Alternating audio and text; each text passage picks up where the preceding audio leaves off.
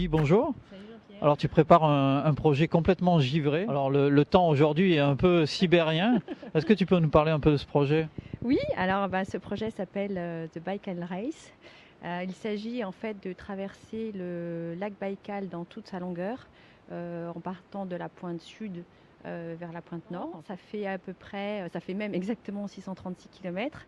Alors attention, important, 636 km, on parle de course, mais c'est pas une course à pied parce qu'on te connaît comme ultra-traileuse. En char à voile, même exactement en char à glace. C'est-à-dire qu'il y aura quand même une partie à pied parce qu'il y a des zones où on ne pourra pas glisser, notamment au sud et au nord. Mais on estime à peu près à 50% la partie traction. Donc traction, ça veut dire qu'avec une corde, on va tirer notre char et notre matériel. ça pèse combien un char?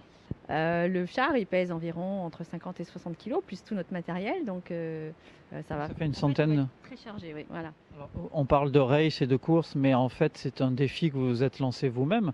Il n'y a pas d'autres concurrents, Non, c'est ça? pas d'autres concurrents, c'est un défi personnel. On se demande comment une telle idée peut naître en fait.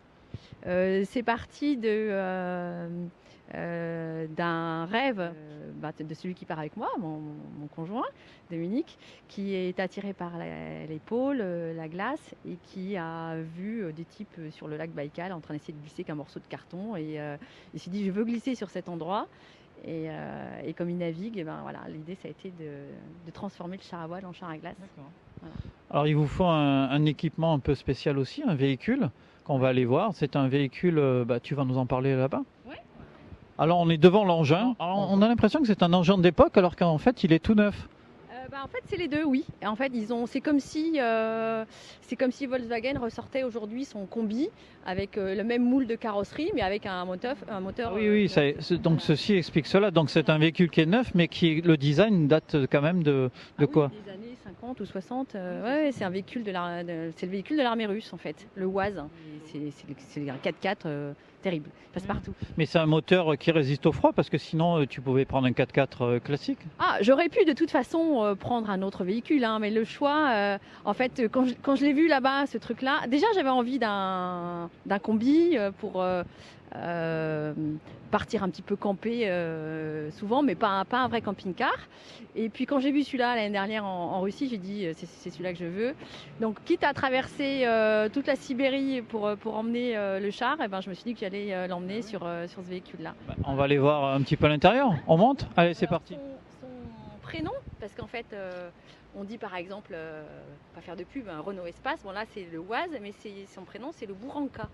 Et Bouranka en fait en russe ça veut dire le pain, parce qu'il a la forme de ces pins qui sont faits un peu rectangulaires et avec un petit toit un peu en dôme quoi. Voilà, donc il s'appelle le Bouranka. Alors comme on voit c'est assez sommaire. Ici je pense qu'il n'y a pas d'électronique superflue, tout ce qui est... Regarde même pour les vitres, oui. C'est l'ancien système tu vois comme ça. À main, et on peut le transformer pour dormir dedans. Donc on pourra dormir à 3 dedans, c'est avec nous. Et ça va nécessiter combien de temps pour rejoindre Paris, le lac? Combien de temps exactement, je ne sais pas encore le dire, mais en tout cas, moi je me suis fixée donc, de partir le 2 pour être là-bas vers le 24-25. Voilà. Est-ce qu'on va pouvoir suivre, tu vas communiquer tout au long du voyage un petit peu? Oui, ma fille est là pour ça. Elle fait d'ailleurs un stage pour notre association et sur le convoyage et sur les premiers jours avant le départ et pour après la partie route de la soie.